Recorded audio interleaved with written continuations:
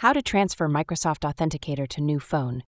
Hey everyone, in today's video, I'll show you how to transfer Microsoft Authenticator to a new phone safely and easily. Make sure to watch till the end to avoid losing access to your accounts. Let's get started. First, you have to log out from the Microsoft Authenticator. From the old phone, then open the app on your new device. Add the account here. Sign in with your email. After the email, go for the password. After that, you're done. The Microsoft Authenticator will be opened in your new device. And that's how you transfer Microsoft Authenticator to a new phone without losing access to your accounts.